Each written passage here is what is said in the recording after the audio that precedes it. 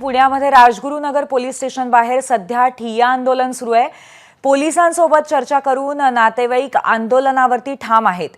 पुण्यातल्या राजगुरुनगरमध्ये बेपत्ता झालेल्या 2 अत्यंत अल्पवयीन चिमुकल्या मुलींचे मृतदेह ड्रममध्ये आढळलेले होते। मुलींच्या शेजारी वास्तव्याला असलेल्या 54 वर्षीय परप्रांतीय नराधमाने मुलींवरती अत्याचार करून त्यांचा खून केल्याचं उघड झालंय आणि या संदर्भात सध्या नातेवाईक आणि त्याचबरोबर लोकांचं ठिय्या आंदोलन सुरू आहे। या संदर्भात अधिक माहिती घेऊया, आपले प्रतिनिधी नाझिम मुल्ला आपल्या सोबत आहेत। नाझिम, अत्यंत चीड येणारी अशी घटना होती आणि त्यामुळे लगेचच लोकांची प्रतिक्रिया सुद्धा आल्याचं दिसतंय। लोकांची काय मागणी आहे आंदोलन करताना?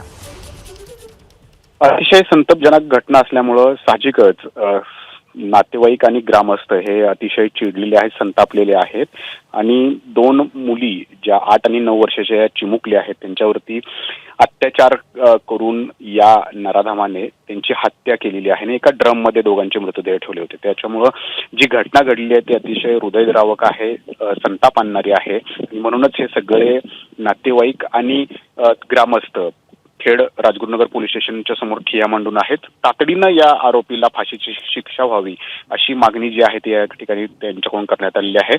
राजगुरुनगर पोलिसांनी हा आरोपी पळून जात असताना त्याला बेड्या या ठिकाणी ठोकलेल्या आहेत, परंतु नागरिकांचा राग जो आहे आणि नातेवाईकांचा राग जो आहे तो अद्यापही खूप आहे आणि ते म्हणतायत की तातडीनं त्याला फाशीची शिक्षा द्यावी। पोलीस आता त्यांची मनधरणी करतायत, तोपर्यंत ते मृतदेह आपल्या ताब्यात घेणार नाही। पूर्वी धन्यवाद नाझिम, आपण दिलेल्या माहितीबद्दल।